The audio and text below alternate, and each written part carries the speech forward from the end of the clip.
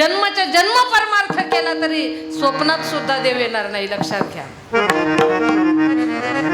देवाला आपण ज्या वेळेला पूजेला साहित्य आणतो, ज्या दुकानामध्ये आपण जातो, तो दुकानदार सुद्धा विचारतो खाण्यासाठी पाहिजे का पूजेसाठी. विचार करा.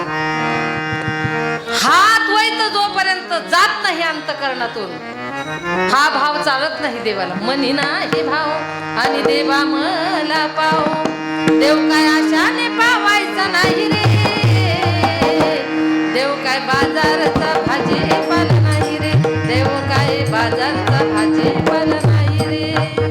असा भाव देवाकडे चालत नाही, लक्षात घ्या. अहो, या सुखासाठी देवांनी सुद्धा सायास केला,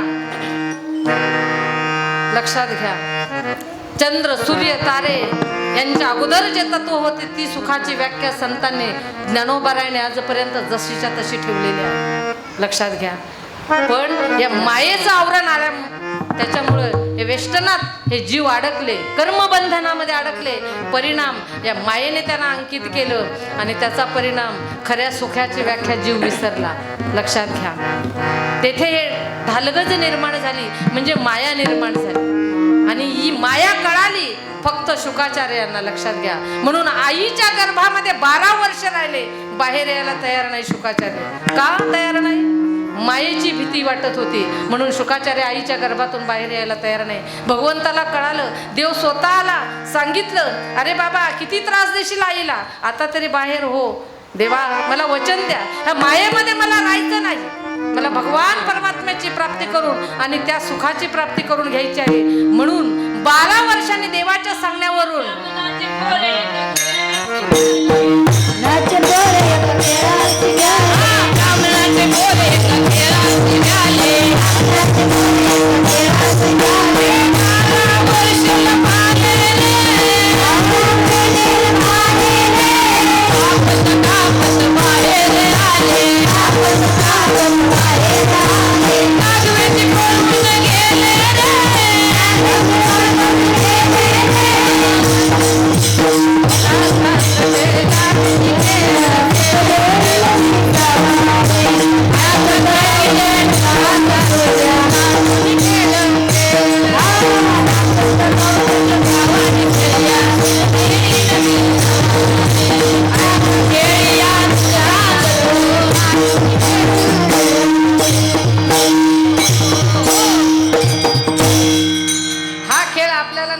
विठ्ठल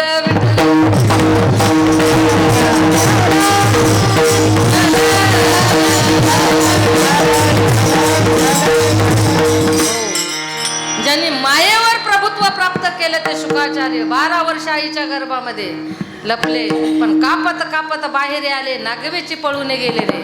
असा खेळ त्यांनी हा हनुमंतराया फार खेळी आहे, लक्षात घ्या. हा खेळ त्यांनीच खेळावा. भक्तीचा खेळ सगळ्यांना जमणार नाही, मग लक्षात घ्या.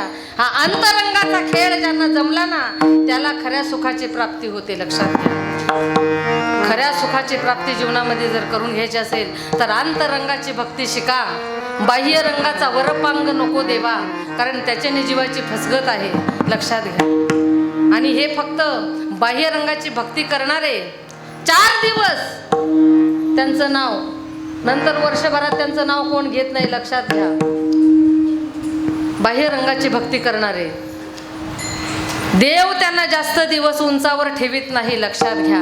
त्या पदापर्यंत नेलं समाजाने तरी समाज असा आहे, कई दिन शक्कर दूध मलिदा, कई दिन अल्लाह मारत गदा, कई दिन शुरंग ऊपर चढ़ावे, कई दिन खासे पावट चलावे, अल्लाह रखेगा वैसे ही रहना, मौला रखेगा वैसे ही रहना. हा समाज आज उंटावर आपली मिरवणूक काढेल, अंबारीमध्ये बसून आपल्या नावाचा जयघोष करील, पण हाच समाज जर आपण कुठेतरी चुकीमध्ये सापडलो तर तुडवल्याशिवाय राहणार नाही. म्हणून समयाशी सादर व्हावे, देव ठेवील तैसे राहावे.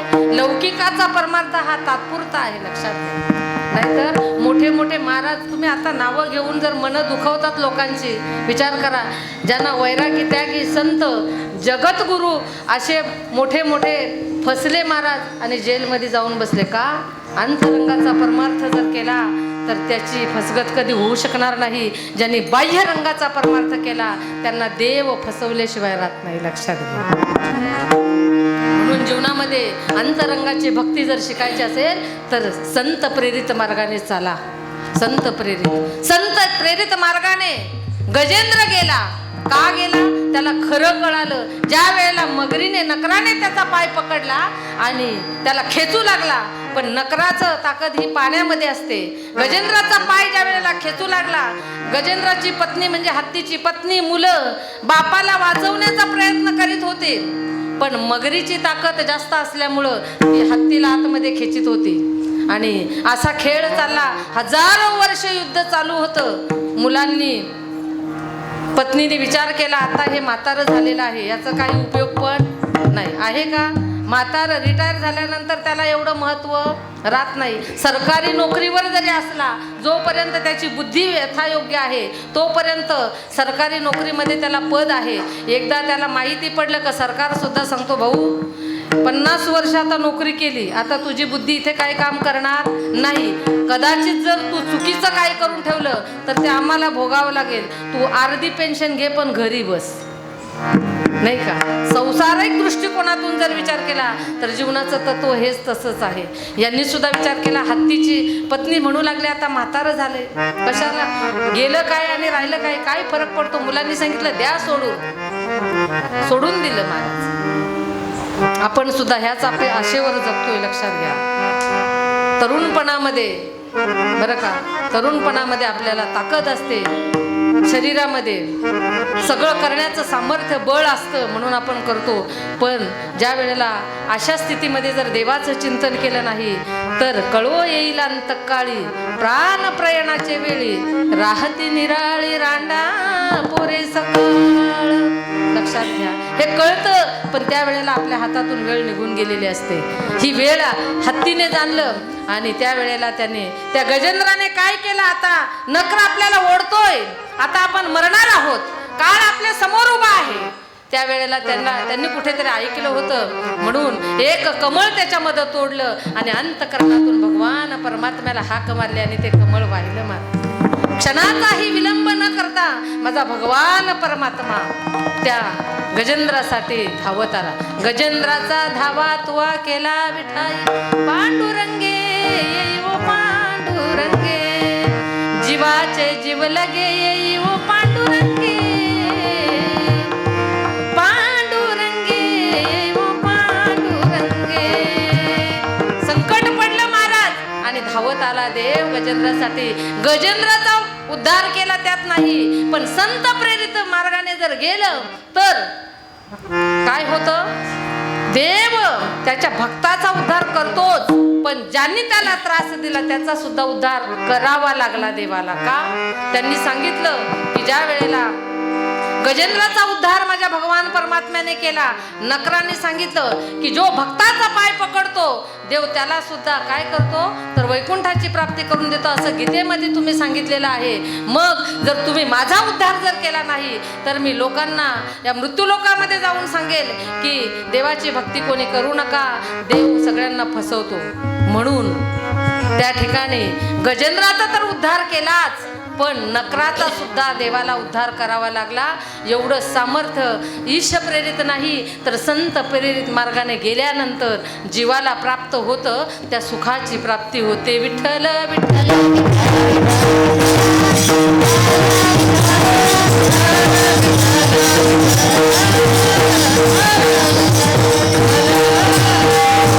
सगळ्यांना पाहिजे सुख, सगळ्यांना काय पाहिजे?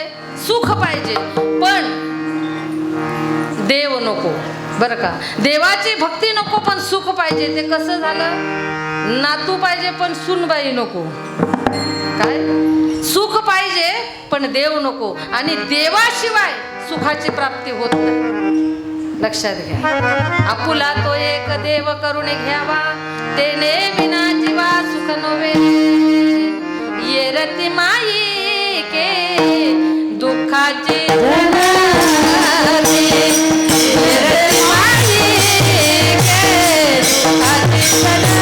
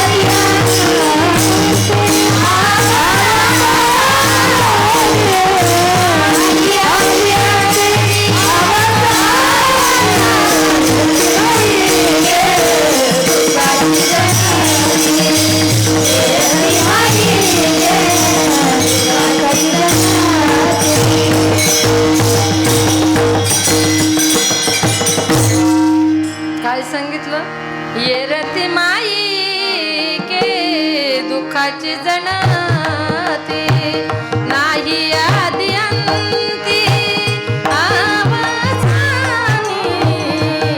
रती माईके दुःखाची जण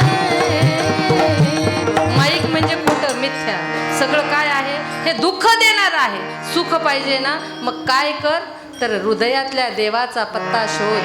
हाच पत्ता सांगते देव आहे देव आहे देव आहे देव आहे देव आहे देव आहे